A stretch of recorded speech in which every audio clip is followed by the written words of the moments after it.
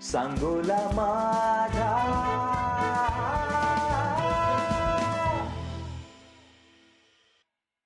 आणि ब्रेक नंतर पुन्हा एकदा स्वागत सांगोला माझामध्ये. आणि पंतप्रधान नरेंद्र मोदी आज संध्याकाळी 8 वाजता भारतीय जनतेशी संवाद साधणार आहेत आणि यामध्ये महत्त्वाचा निर्णय देखील होऊ शकतोय. लॉकडाऊन वाढवलं जाईल का, इतर कोणकोणत्या घोषणा केल्या जातील हे आज आपल्याला संध्याकाळी पाहायला मिळणार आहे. परंतु त्यापूर्वी नरेंद्र मोदी यांच्या सूचनांचा एक व्हिडिओ आम्ही आपल्यासाठी घेऊन येत आहोत. काय आहे तो व्हिडिओ सविस्तर पाहूया. भारत की लड़ाई बहुत मजबूती के साथ आगे बढ़ रही है. आप सभी देशवासियों की तपस्या, आपके त्याग की वजह से भारत अब तक कोरोना से होने वाले नुकसान को काफी हद तक टालने में सफल रहा है. आप लोगों ने कष्ट सहकर भी अपने देश को बचाया है, हमारे इस भारतवर्ष को बचाया है. मैं जानता हूं आपको कितनी दिक्कतें आई है. किसी को खाने की परेशानी, किसी को आने जाने की परेशानी, कोई घर परिवार से दूर है. लेकिन आप देश की खातिर एक अनुशासित सिपाही की तरह अपने कर्तव्य निभा रहे हैं.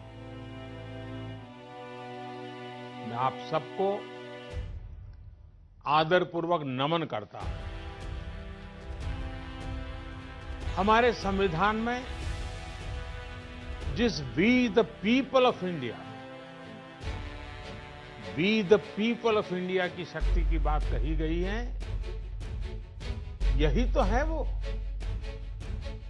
बाबा साहब डॉक्टर भीमराव अंबेडकर जी की जन्म जयंती पर हम भारत के लोगों की तरफ से अपनी सामूहिक शक्ति का ये प्रदर्शन, ये संकल्प बाबा साहब को सच्ची श्रद्धांजलि है. बाबा साहब का जीवन हमें हर चुनौती को अपनी संकल्प शक्ति और परिश्रम के बलबूते पर पार करने की निरंतर प्रेरणा देता है. मैं सभी देशवासियों की तरफ से बाबा साहब को नमन करता हूं. साथियों, ये देश के अलग अलग हिस्सों में अलग अलग त्योहारों का भी समय है और वैसे भी भारत तो उत्सवों से भरा रहता है, उत्सवों से हरा रहता है, उत्सवों के बीच खिलखिलाता रहता है. बैसाखी, पोहेला बैशाख, पुथांडू, बोहाग बिहू, विशु के साथ अनेक राज्यों में नए वर्ष की शुरुआत हुई है. लॉकडाउन के इन बंधनों के बीच मैं देश के लोग जिस तरह नियमों का पालन कर रहे हैं, जितने संयम से अपने घरों में रहकर त्योहार बड़ी सादगीपूर्ण तरीके से मना रहे हैं, ये सारी बातें बहुत ही प्रेरक हैं, बहुत ही प्रशंसनीय है. मैं नए वर्ष पर आपके परिवारजन के उत्तम स्वास्थ्य की मंगल कामना करता हूं. साथियों, आज पूरे विश्व में कोरोना वैश्विक महामारी की जो स्थिति है, हम सब उसे भलीभांति परिचित हैं। अन्य देशों के मुकाबले भारत ने कैसे अपने यहां संक्रमण को रोकने के प्रयास किए, आप इसके सहभागी भी रहे हैं और साक्षी भी। जब हमारे यहां कोरोना का एक भी केस नहीं था, उससे पहले ही भारत ने कोरोना प्रभावित देशों से आने वाले यात्रियों की एयरपोर्ट पर स्क्रीनिंग शुरू कर दी थी। कोरोना के मरीज 100 तक पहुंचे, उससे पहले ही भारत ने विदेश से आए हर यात्री के लिए 14 दिन का आइसोलेशन अनिवार्य कर दिया था। अनेक जगहों पर, मॉल हो, थिएटर हो, क्लब हो, जिम हो, बंद करिए जा चुके थे। साथियों, जब हमारे यहां कोरोना के सिर्फ 550 केस थे, तभी भारत ने 21 दिन के संपूर्ण लॉकडाउन का एक बहुत बड़ा कदम उठा लिया था। भारत ने समस्या बढ़ने का इंतजार नहीं किया, बल्कि जैसे ही समस्या दिखी,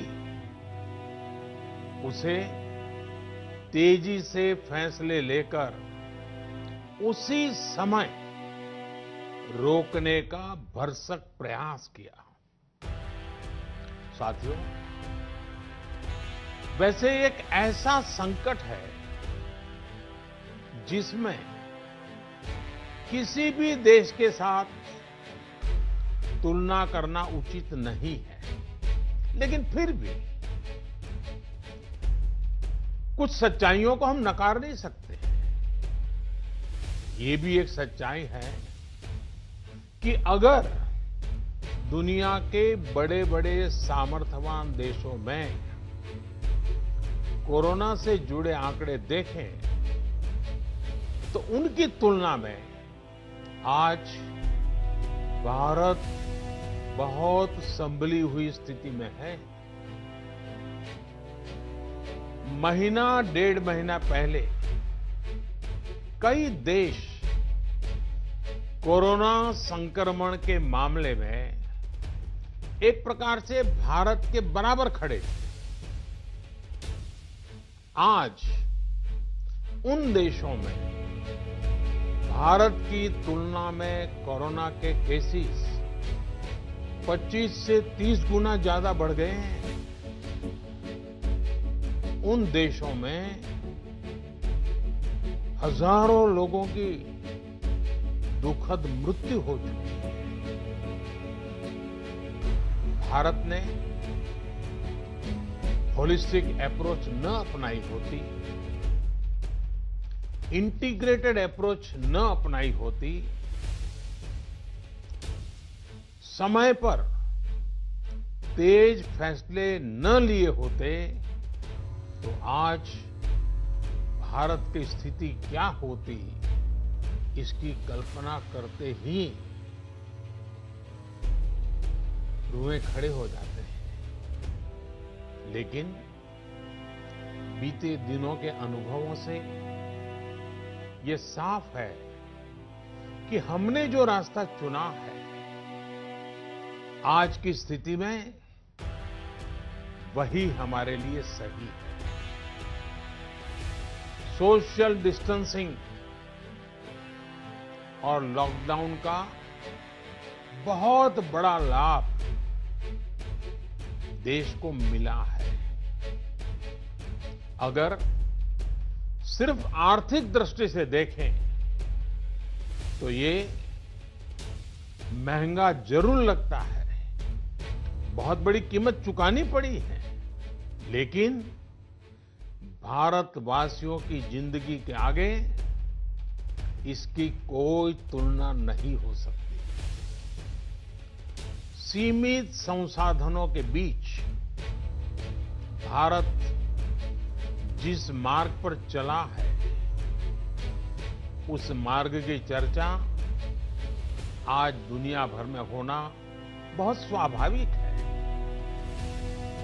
देश की राज्य सरकारों ने भी, स्थानीय स्वराज संस्थाओं की इकाइयों ने भी इसमें बहुत जिम्मेदारी के साथ काम किया है। 24 घंटे हर किसी ने अपना जीमा संभालने के लिए प्रयास किया है और हालत को संभाला भी है। लेकिन साथियों, इन सब प्रयासों के बीच कोरोना जिस तरह फैल रहा है, उसने विश्व भर में हेल्थ एक्सपर्ट्स को और सरकारों को और ज्यादा सतर्क कर दिया है।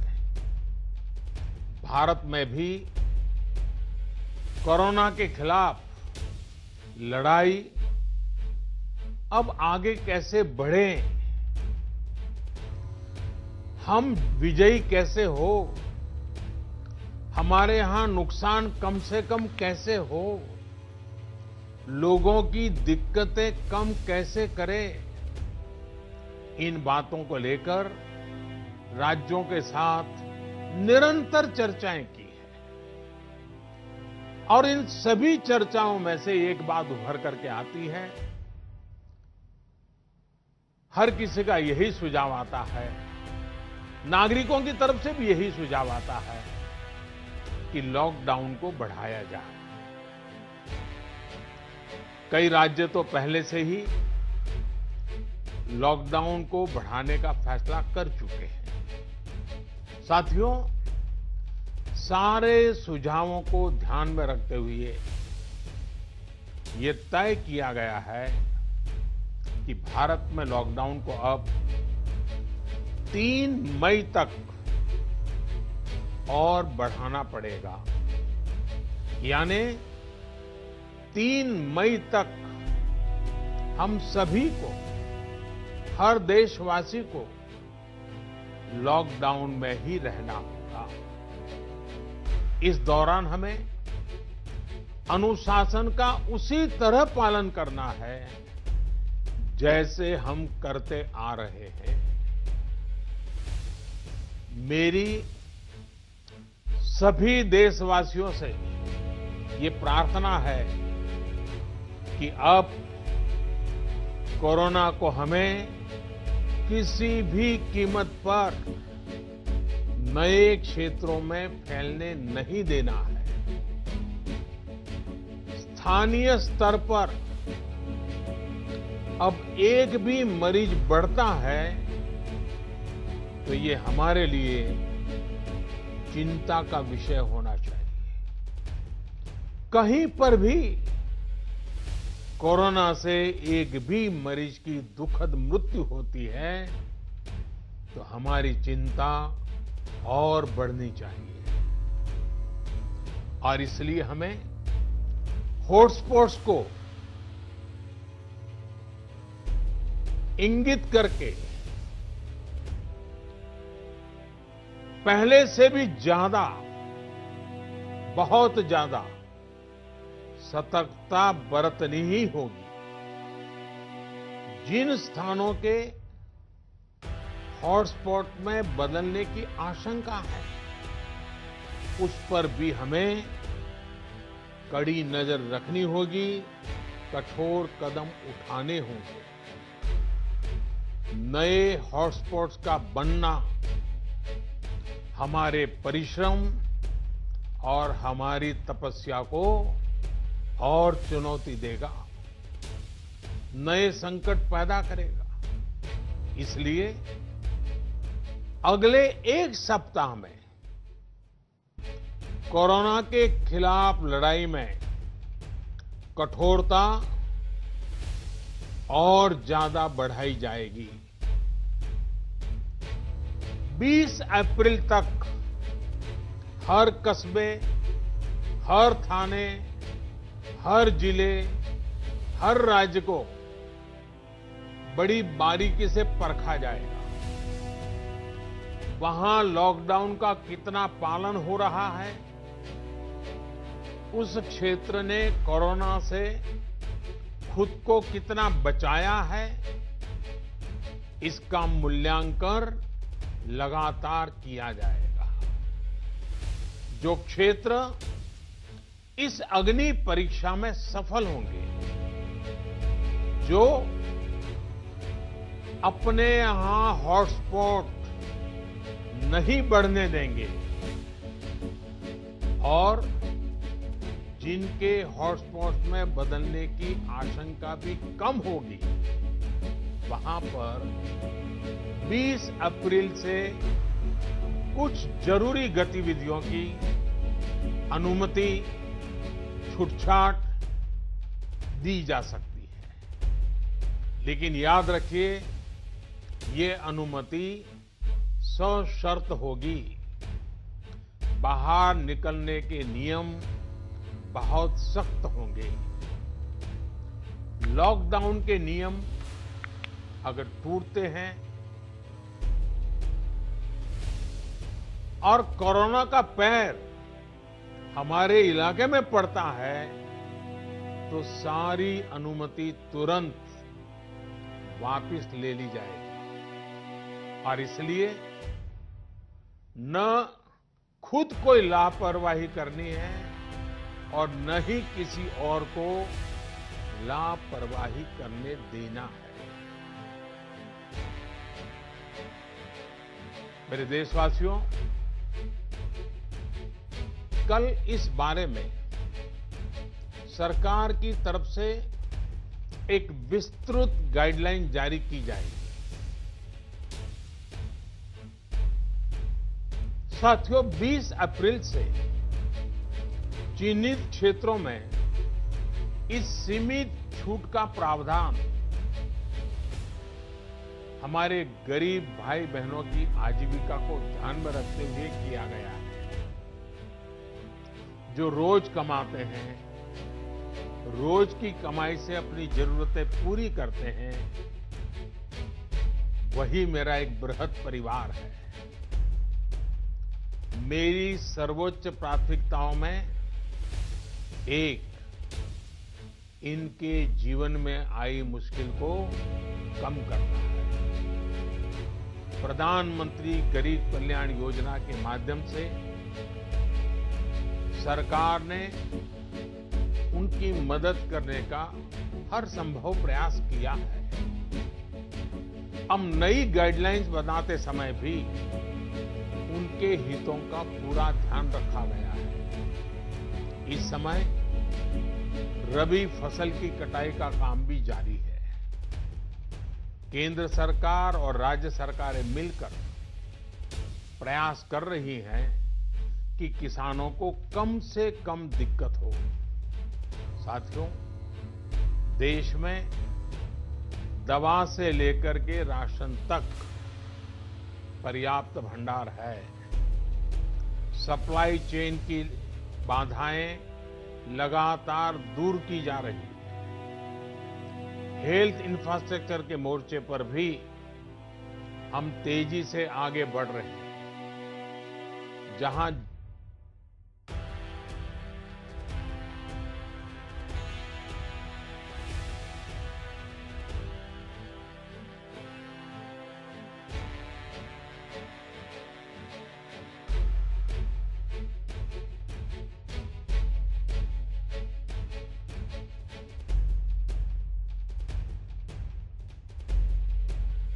ये कहता है कि कोरोना के 10,000 मरीज होने पर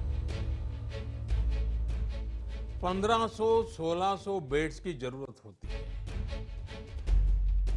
भारत में आज हम 1 लाख से अधिक बेड्स की व्यवस्था कर चुके हैं। इतना ही नहीं, 600 से भी अधिक ऐसे अस्पताल हैं जो सिर्फ कोविड के इलाज के लिए काम कर रहे हैं। इन सुविधाओं को और तेजी से बढ़ाया जा रहा है। साथियों, आज भारत के पास भले सीमित संसाधन हो, लेकिन मेरा भारत के युवा वैज्ञानिकों से विशेष आग्रह है कि विश्व कल्याण के लिए, मानव कल्याण के लिए मेरे नौजवान साथियों, आप आगे आए। कोरोना की वैक्सीन बनाने का मेरे देश के नौजवान, मेरे देश के वैज्ञानिक बेड़ा उठाएं। साथियों, हम धैर्य बनाकर रखेंगे, नियमों का पालन करेंगे, तो कोरोना जैसी महामारी को भी परास्त करके ही रहेंगे। इसी विश्वास के साथ मेरी बात समाप्त करने से पहले मैं आपका साथ मांग रहा हूं। 7 बातों में आपका साथ। पहली बात, अपने घर के बुजुर्गों का विशेष ध्यान रखें। विशेषकर ऐसे व्यक्ति जिन्हें पुरानी बीमारी हो, उनकी हमें एक्स्ट्रा केयर करनी है। उन्हें कोरोना से बहुत बचाकर रखना है। दूसरी बात, लॉकडाउन और सोशल डिस्टेंसिंग की लक्ष्मण रेखा का पूरी तरह पालन करें। घर में बने फेस कवर या मास्क का, और वो भी घर में बने हुए, उनका अनिवार्य रूप से उपयोग करें। तीसरी बात, अपनी इम्यूनिटी बढ़ाने के लिए आयुष मंत्रालय द्वारा जो निर्देश दिए गए हैं, उसका अगर हम पालन करें, गर्म पानी है, काढ़ा है, इनका निरंतर सेवन करें।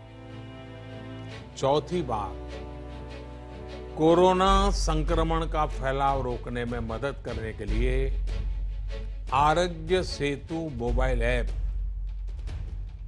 आरोग्य सेतु मोबाइल ऐप जरूर डाउनलोड करें। दूसरों को भी इस ऐप को डाउनलोड करने के लिए प्रेरित करें। पांचवी बात, जितना हो सके उतने गरीब परिवार की देखरेख करें, उनके भोजन की आवश्यकता पूरी करें। छठी बात, आप अपने व्यवसाय, अपने उद्योग में अपने साथ काम करे लोगों के प्रति संवेदना रखें, किसी को नौकरी से न निकालें। सातवीं बात, देश के कोरोना योद्धाओं, हमारे डॉक्टर, नर्सेस, सफाई कर्मी, पुलिसकर्मी, ऐसे सभी लोगों का हम सम्मान करें, आदर पूर्वक उनका गौरव करें। साथियों, इन 7 बातों में आपका साथ, ये सप्तपदी विजय प्राप्त करने का मार्ग है। विजय होने का हमारे लिए निष्ठापूर्वक करने वाला ये काम है। पूरी निष्ठा के साथ 3 मई तक लॉकडाउन के नियमों का पालन करें। जहां है वहां रहे, सुरक्षित रहें। वयम राष्ट्रे जागृयाम, हम सभी राष्ट्र को जीवंत और जागृत बनाए रखेंगे। इसी कामना के साथ मैं अपनी बात समाप्त करता हूं।